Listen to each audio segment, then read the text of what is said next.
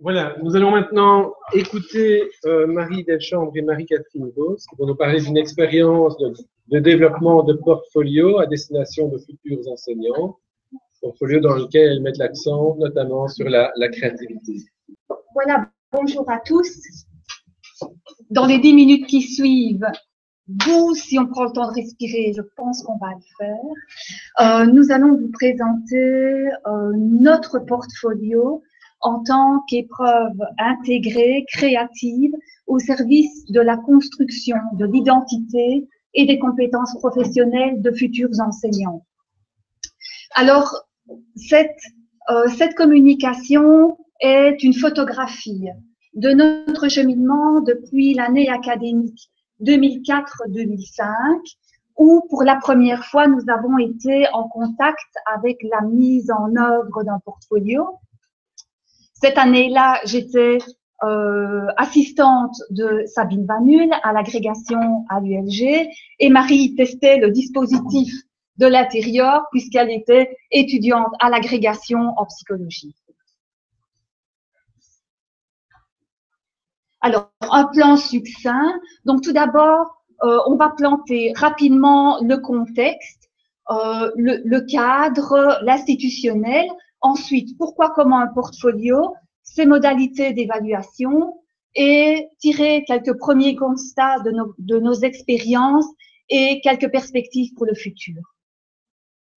Alors, pour ce qui concerne le contexte, notre dispositif, il est organisé dans le cadre du certificat d'aptitude pédagogique, non pas dans une haute école, mais dans l'enseignement supérieur de promotion sociale et en l'occurrence celui de Verviers-Ouelle. Il s'adresse donc le CAP, certificat d'aptitude pédagogique, c'est la formation pédagogique qui est le titre requis pour les futurs ou les enseignants des cours techniques ou de pratiques professionnelles.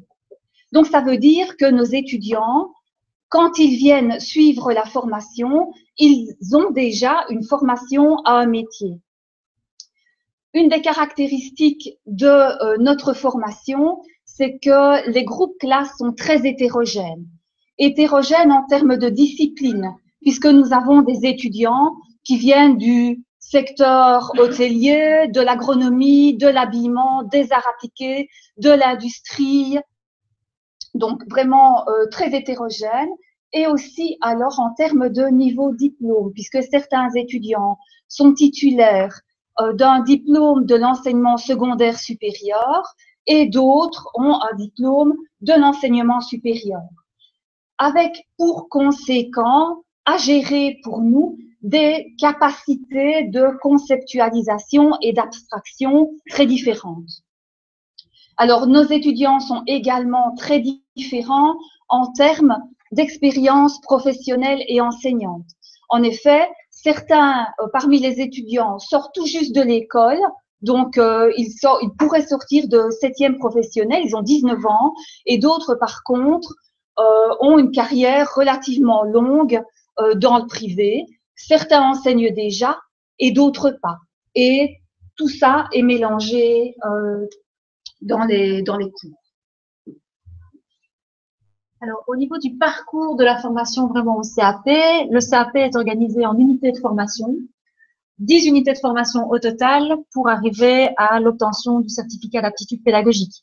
La plupart de nos étudiants le font en 2-3 ans. C'est un minimum de 2 ans chez nous et on prendra cette base-là aujourd'hui de 2 années pour la formation pour se simplifier le discours. Alors, comme vous pouvez le voir ici sur l'organigramme, vous avez l'unité de formation 5, la méthodologie tout au milieu de la dia, l'unité de formation 4, la législation et la psychopéda en 6, qui sont à faire plutôt au début du parcours de formation des étudiants, avant tout ce qu'on va appeler la partie plus pratique, c'est ce que vous avez en jaune, avec la didactique en UF8 et les stages en UF9. Une fois alors qu'ils ont réussi l'ensemble de ces unités de formation, ils peuvent alors présenter l'unité de formation 10, qui est l'épreuve intégrée, qui, comme son nom l'indique, doit être à la fin complètement de la formation CAP. Voilà, ça c'est pour le parcours de formation. Alors, historiquement, quand on a commencé au début au CAP, L'épreuve intégrée, vu que c'est ça qui nous intéresse aujourd'hui, vraiment cette unité de formation 10, l'épreuve intégrée était mise en place sous la forme d'une monographie théorique liée aux pratiques en fait des étudiants en stage. Donc on a pu se mettre un petit peu à modifier cette épreuve-là. On a cheminé et on a réformé l'épreuve jusqu'à en 2011 arriver à mettre en place une épreuve sous la forme d'un portfolio. En 2013, nous avons en plus, pour pouvoir accompagner et soutenir un peu mieux nos étudiants dans le dispositif portfolio, nous avons mis en place des journées laboratoires, mais on y reviendra un petit peu plus tard. Alors ici, je vais peut-être passer rapidement la partie dossier pédagogique. On y reviendra si vous avez des questions par rapport à ça, mais c'est tout ce qui est compétences, programmes, finalités, etc. de cette unité de formation-là. Pour m'attaquer plus particulièrement à ce qui nous concerne, c'est-à-dire le portfolio, avec la façon dont nous concevons, nous, vraiment au sein de l'équipe, au CAP, disons, comment nous concevons notre portfolio. Notre portfolio, nous le concevons comme un carnet de voyage, c'est-à-dire le réceptacle du cheminement de la construction tant identitaire que professionnelle des futurs enseignants. Alors, il est composé à la fois de textes, d'éléments qui sont imposés aux étudiants et de textes ou de traces que l'étudiant va choisir parce que ça a fait sens à un moment donné dans son parcours. Alors, en gros, voilà, le portfolio, il est pour nous tout à la fois, et on reprendra cette définition notamment de Sabine Vanul, il est à la fois un objet, on pourrait y revenir, hein, un outil, une mémoire, un moyen d'apprentissage et un support à l'évaluation, tant formative que certificative. Alors, en guise d'illustration, pour vraiment vous voyez bien de quoi on parle, vous avez ici des exemples de portfolios réalisés par des étudiants de chez nous depuis ces 2 dernières années, en fait. Voilà, je vous laisse découvrir un petit peu les différents portfolios. C'est plutôt old school. Hein. Voilà, on pourrait revenir aussi. Alors, de quoi est-il composé vraiment ce portfolio?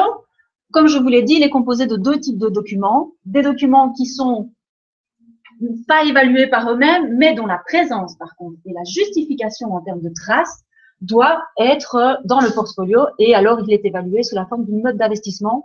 On pourrait y revenir également. La deuxième partie des textes, ce sont des textes qui sont alors ceux-là rédigés de façon autonome par les étudiants et qui feront, eux, l'objet d'une évaluation certificative.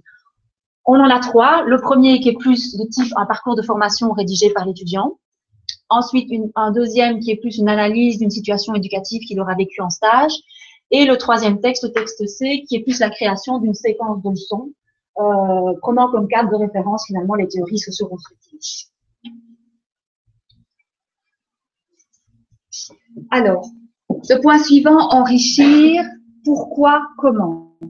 Alors, pourquoi avons-nous décidé d'enrichir la formation globalement et par conséquent le TFE? Globalement, pour sortir du cadre. Sortir du cadre dans tous les sens du terme, que ce soit physiquement, psychologiquement, pédagogiquement, philosophiquement et politiquement, dans le sens noble de la police grecque. Donc, voilà. Vous avez ici quelques mots qui sont des guides pour nous dans la conception de notre dispositif et chacun de ces mots mériterait un échange.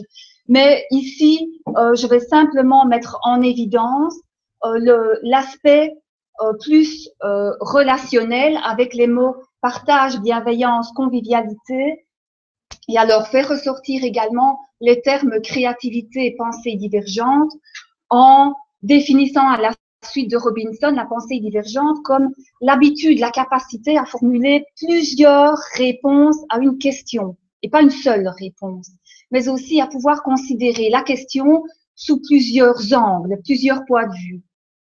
La créativité, quant à elle, on pourrait écrire des pages, on en a déjà pas mal parlé dans certains ateliers, mais globalement, aussi à la suite de Robinson et Loubart, on tente de définir la créativité comme la capacité à avoir des idées originales, improbables et qui ont de la valeur dans le contexte où elles apparaissent. Alors, le comment, à nouveau, comment, ici, c'est en toute humilité, ici et maintenant, et avec les ressources des différents membres de l'équipe. une petite équipe, hein, nous sommes 3. Et donc, nous y travaillons chacune dans le cadre de nos unités de formation, c'est-à-dire nos cours, mais également durant des journées laboratoires que nous avons créées le samedi toute la journée, il y a 2 ans maintenant. Alors, le portfolio, donc l'épreuve intégrée, elle est expliquée et lancée tout au début de la formation. Donc, on commence, donc l'UF5 méthodo, on commence par des outils qui sont proposés par l'enseignant. Ici, vous avez un simple exemple, une toute première activité, premier cours, on travaille les représentations, c'est quoi être un bon enseignant, mais également alors des pauses identitaires tout au long de la formation. Il y a également des traces qui vont être librement choisies par les étudiants dans diverses activités, qu'elles soient scolaires, collectives, mais également personnelles. Donc, vous pouvez voir ici un travail d'élèves, des photos en stage, les tickets d'une pièce de théâtre, un mot d'humour, un ticket pour le cinéma, enfin, voilà, toutes sortes de traces qu'ils choisissent. Il y a également les activités d'intégration créative. Je vais mettre visiblement, je dois me dépêcher. Donc, tu peux... Voilà, donc ce sont ici, vous voyez, des synthèses 3D, synthèse des apprentissages en fin de première année, mais également un poster de présentation d'un travail de groupe qui porte sur la psychologie de l'adolescent. Puis alors des traces de sorties culturelles. Par exemple, l'année dernière, nous avons organisé spécialement pour nos étudiants, en partenariat avec le jeune auteur David Daubresse et le Théâtre de Liège, une pré-première au Théâtre de Liège. Donc voilà, on s'y est tous rendus à 150. Aussi au cinéma. Voilà, on était aux Euroskills en 2012. Oui, puis voilà alors par rapport au laboratoire de nos samedis. Donc le samedi, ce premier laboratoire se déroule dans le courant de la première année et nous travaillons sur l'identité personnelle et professionnelle via l'autoportrait. Ce que vous allez voir ici, ce sont des œuvres créées par nos étudiants dans le cadre des ateliers d'écriture et plus plastique réalisés cette journée-là. La deuxième journée de laboratoire, donc toujours qui a lieu un samedi, se fait dans le cadre de l'UF8. C'est au milieu de la deuxième année de formation du CAP. C'est pour quand les étudiants sont déjà engagés dans la partie pratique du CAP. Et la thématique de cette journée-là, c'est surtout une autre manière de construire et partager un récit. On va vite pour vous montrer les réalisations des étudiants, mais le temps nous presse. Et alors vous dire qu'il y a quand même une troisième journée de laboratoire qui est organisée là vraiment en fin de parcours CAP pour les étudiants qui veulent vraiment finir leur parcours et donc défendre leur épreuve intégrée dans les mois qui suivent. Et donc là, c'est vraiment le but, c'est de faciliter leur entrée dans la rédaction et dans la construction de leur portfolio. Alors, jusqu'ici, c'est vrai qu'on s'est intéressé très fort à pourquoi et comment finalement développer la créativité de nos futurs enseignants pour qu'ils mettent eux-mêmes plus de créativité dans leur métier d'enseignant. Maintenant, c'est vrai qu'après, il faut se poser la question de comment est-ce qu'on évalue ces compétences qu'ils ont développées chez eux pendant leur formation. Et donc, pour ça, décrétalement, dans le programme du CAP, on demande à ce qu'il y ait un jury qui évalue les portfolios. Donc, le jury doit être constitué du superviseur, d'un psychopédagogue de l'équipe de l'école et d'un évaluateur externe. Alors, comme vous pouvez le constater ici, le superviseur, il évalue l'entièreté du portfolio et il ne reste alors au jury à prendre en charge la partie séquence de leçons idéales que vous voyez texte C à l'oral et puis à l'écrit et puis à l'oral lors de la défense. Alors de toutes ces années d'expérience, enfin ces 2 années d'expérience, ces 2 années d'expérience, les constats que nous pouvons tirer, parce que vraiment on doit aller vite, hein. 2 avec les labos, oui, mais plus avec l'orthographe. Donc, les premiers constats qu'on peut tirer de cette grande expérience, donc, c'est que la plupart de nos étudiants qui sont maintenant impliqués dans la partie pratique, donc on était dans la deuxième partie de ma organigramme, présentent maintenant leur épreuve intégrée. Alors, là où on peut peut-être expliquer les choses, c'est en posant l'hypothèse qu'ils ont peut-être une meilleure perception de la façon dont ils se perçoivent en termes de compétences, qu'il y a certainement un effet positif, et là on peut vraiment le voir en termes de soutien de la part des autres étudiants, étudiants, pardon, et l'envie qu'ils ont de se montrer et de montrer aux autres, un peu comme une vitrine, de quoi ils sont capables. De la même façon, on peut voir aussi que nos étudiants mettent à présent beaucoup plus en œuvre la capacité à utiliser et détourner des ressources culturelles et artistiques, à la fois pour nourrir et enrichir leurs projets, mais également dans la création de leurs cours. Évidemment, ça reste difficile pour des étudiants qui n'ont pas cheminé avec nous dès le début. On peut ici aussi se positionner un petit peu gentiment sur la validité de l'épreuve avec ce type de phrase, de parole de la part d'un de nos étudiants qui nous dit que cela nous oblige à repasser tous nos cours. Elle ne souriait pas nécessairement, mais enfin voilà. Par contre, un petit bémol, c'est dans le degré d'investissement des étudiants. Tous ne s'investissent pas nécessairement de la même façon, tant dans la forme que dans le contenu. On pourra y revenir évidemment. Et alors, au triple galop, le constat que nous, on fait en tant qu'équipe, c'est la nécessité, quand on met en place ce type de dispositif, de collaborer évidemment au sein de l'équipe.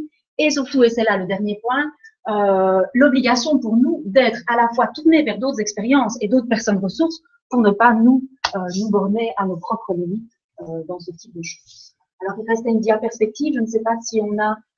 C'est la dernière. Voilà, en termes de perspective, on peut les définir comme la poursuite de l'enrichissement et de l'élargissement des activités qui sont proposées durant la formation, comme l'introduction des cercles de lecture, et du maintien de l'attention portée sur la difficulté du passage oral-écrit pour nos étudiants. Et évidemment, poursuivre, nous, nos propres expériences de création, qu'elles soient littéraires, artistiques, et notre ancrage dans la culture contemporaine. On souhaite également collaborer de manière plus étroite avec les maîtres de stage, les directions, les jurys, mais aussi en point de mire, œuvrer à la revalorisation, la reconnaissance des enseignants des cours techniques et de pratique professionnelle. Voilà, c'est bien.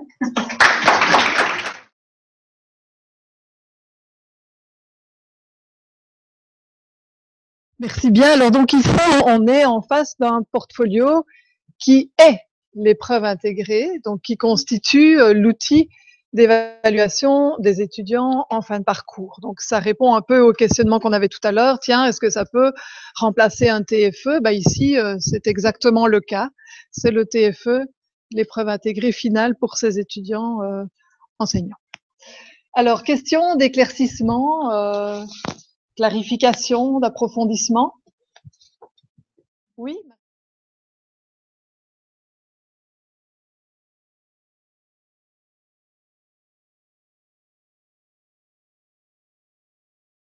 Donc voilà, ici justement, c'est la partie que j'ai passée très très vite. C'est le dossier pédagogique en fait, donc c'est le programme de l'unité de formation 10, donc de l'épreuve intégrée. Donc il y a toujours des finalités générales, ici concourir en l'épanouissement individuel en promouvant une meilleure insertion professionnelle, sociale, culturelle et scolaire. Et alors les finalités vraiment particulières à cette unité de formation 10, donc à cette épreuve intégrée, c'est vraiment que l'étudiant puisse démontrer sa volonté de contribuer à un progrès dans ses pratiques scolaires. Et c'est vraiment ce que nous lui demandons quand on lui demande de créer, par exemple, sa leçon idéale.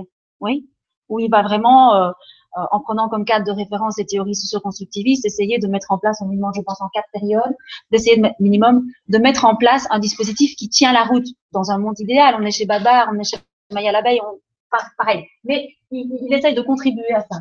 Il doit avoir aussi une attitude critique à l'écart des situations et des activités éducatives. C'est ce qu'on lui demande quand on lui demande, notamment dans le texte B, d'aller analyser une situation éducative qu'il a vécue en stage, de proposer des hypothèses explicatives et des propositions d'enrichissement. Sa capacité à communiquer correctement des idées, analyses et propositions, tant à l'oral, dans l'ensemble du portfolio, surtout dans les 3 textes, et à l'oral, et à l'écrit, dans l'ensemble du portfolio. Sa capacité à mettre en question sa propre pratique professionnelle, voilà, c'est toute la démarche de recherche, c'est tout le questionnement qu'il y a là autour, et également lors de la défense orale, quand il va pouvoir réagir à des questions que le jury va lui poser, pourquoi tu as fait ça, etc. Où il va pouvoir encore là se mettre en situation de devoir réfléchir en live, je vais dire, sur sa pratique.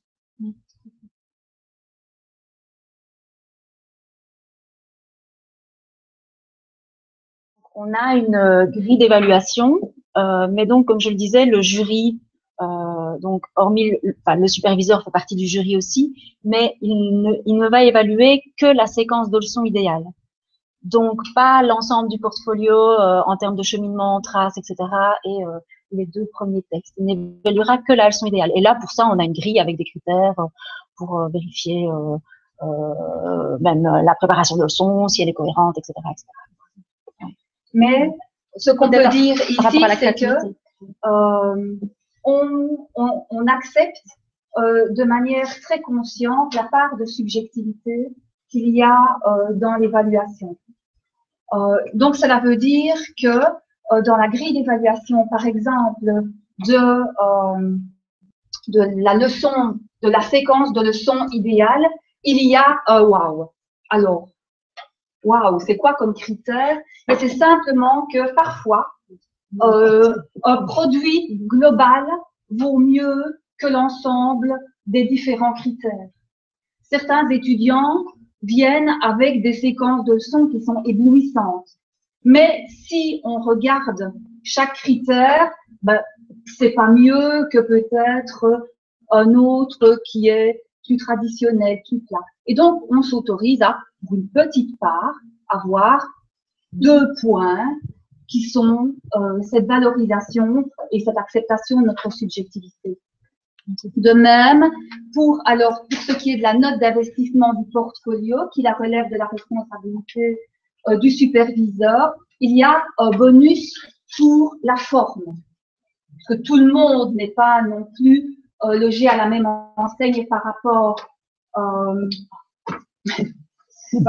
à la création artistique. On a des étudiants photographes, c'est plus facile peut-être pour certains, par rapport à quelqu'un qui est soudeur ou ingénieur, quoique. Et donc, il y a aussi cette part de bonus pour l'esthétique, la créativité, la personnalisation. Mais ici, étant donné que ça ne fait pas vraiment partie du corpus que nous demande la communauté française par rapport aux compétences, c'est un bonus. Par contre, vous voyez ici, il y a une note pour la forme du portfolio. On va dire ici 2 points, avec le bonus pour l'esthétique. Et alors, ce que nous avons aussi mis en place pour évaluer le portfolio en termes de textes qui ne sont pas évalués pour eux-mêmes, c'est nous avons repris 4 caractéristiques qui ont pignon sur rue dans la définition de la créativité. C'est l'authenticité, la pertinence, la flexibilité et la fluidité. Oui, donc dans la partie qui est évaluée non pas par le jury mais par le superviseur, il y a des critères propres au portfolio qui ne sont pas donc les acquis d'apprentissage qui sont listés dans la fiche UE. C'est une autre grille quelque part. Oui. Il y a des grilles. Oui, c'est ça. Et l'étudiant, il s'y retrouve, il ne cherche pas les acquis d'apprentissage de sa fiche UE, il ne dit pas mais tiens, sur tel acquis, moi j'en suis où Donc il y a une grille classique pour le parcours de formation. Ils y ont déjà été frottés par ailleurs dans le cadre du cours de psychopéda parce qu'ils commencent ce texte à ce moment-là. Il y a une grille spécifique pour l'analyse d'une situation éducative. Ils font ça depuis le début de leur formation, donc ça roule, ils savent. Et puis alors, une grille d'évaluation pour leur préparation de leçons. Ils l'ont à l'avance, ils savent. Donc c'est très transparent. Oui, c'est très transparent. D'autres questions? Non.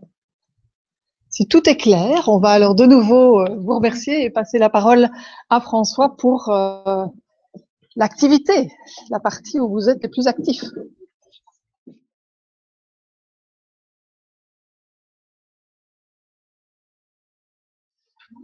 Voilà, on est reparti pour une nouvelle activité gratuite qui ne compte pas.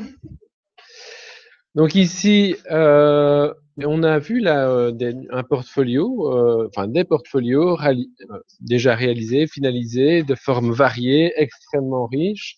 On a déjà vu quelques critères qui ont été proposés et on va travailler maintenant sur les critères qualité d'une bonne preuve. La première question que je vous pose, c'est qu'est-ce qu'une bonne preuve? Alors, vous allez chacun recevoir 4 cartons Et je vais vous demander d'écrire sur chaque carton un critère qualité d'une preuve de compétence. Et vous avez juste 3 minutes. Donc, il faut aller très vite.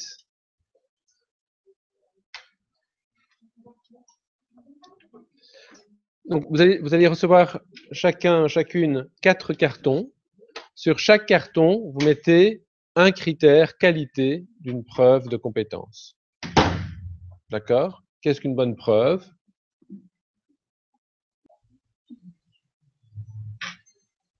Ok.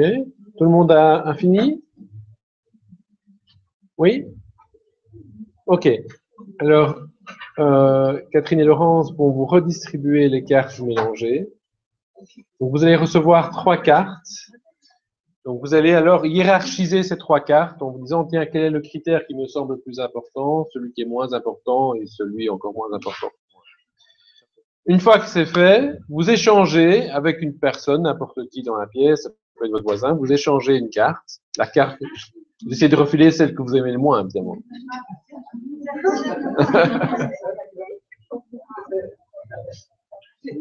Ok.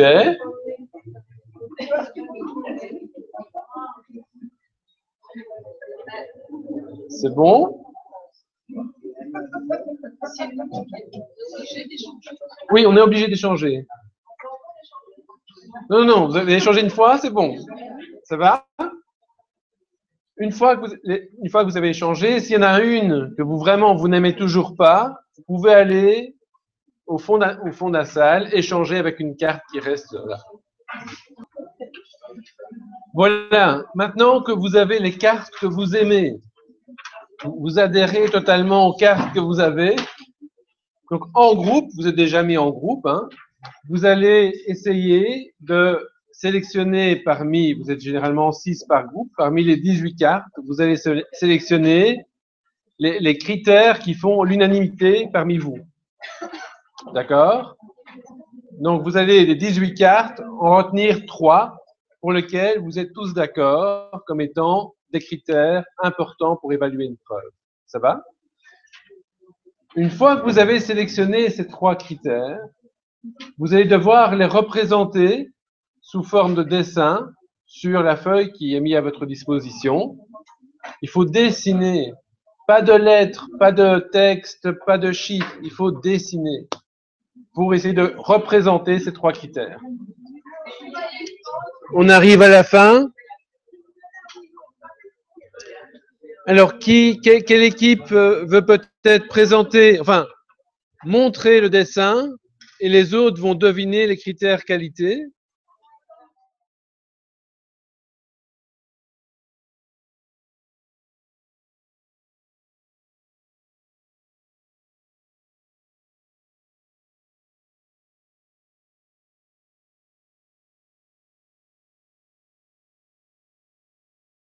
Alors ici, on vous propose quelques critères que l'on utilise pour évaluer les portfolios et les preuves de compétences. Vous allez retrouver dans ces critères-là des critères qui ont déjà été énoncés dans la présentation que l'on vient d'entendre. Alors il y a, je les passe en revue avec vous, il y a la complétude. Dans un diplôme, on évalue plusieurs compétences, donc on s'assure à travers le portfolio que toutes les compétences ont bel et bien été couvertes. Quand on travaille sur une compétence, comme on travaille pour un des certificats, on veille à ce que toutes les composantes, les critères qualité sont bien rencontrés. La validité, c'est bien en adéquation avec le niveau déclaré. Ce matin, avec les personnes qui étaient dans le précédent 10-20-30, on a travaillé sur les niveaux de développement de compétences. Voilà, il faut être au clair sur ce qu'on attend d'un étudiant au terme du bac ou au terme du master. Et les preuves doivent être en lien, évidemment, avec ce niveau déclaré. Alors, l'authenticité, c'est cette preuve doit être incontestable, objectivée, hein, on l'a entendu maintenant, ici. C'est-à-dire qu'il importe qu'il ne s'agisse pas d'une preuve reconstituée, mais c'est une preuve qui vient réellement de la réalité, d'une situation concrète. Elle est tellement concrète qu'elle est particulière, elle ne peut pas avoir été inventée. Profondeur de la preuve, c'est apparu notamment dans le groupe là avec Yves et Robert. Donc, il faut absolument que cette preuve soit constituée de quantité de traces, hein, donc une documentation très riche, et qui rendent compte quelque part de l'efficacité de l'action. Alors, l'étendue de la preuve, c'est essayer de couvrir plusieurs situations pour ne pas se dire que c'est l'effet du hasard.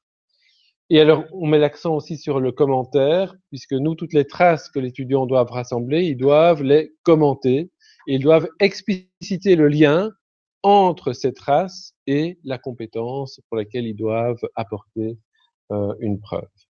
Donc, voilà, c'est un travail qui est en cours. Voilà les critères sur lesquels, pour l'instant, nous travaillons. Nous nous sommes arrêtés dans les formations que nous dispensons, mais il y a certainement d'autres critères. On l'a vu, un autre vocable peut être utilisé, puisqu'il y a des critères tout à fait semblables, mais avec une terminologie différente. Voilà, en tout cas, un grand merci à nos différentes intervenantes. Grand merci à vous d'avoir participé au jeu alors que ça comptait pas. Hein, vous l'avez fait. Et on se donne rendez-vous là dans la rotonde.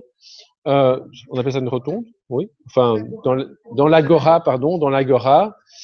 pour un petit mot de la fin et un petit verre pour prendre la route. Voilà.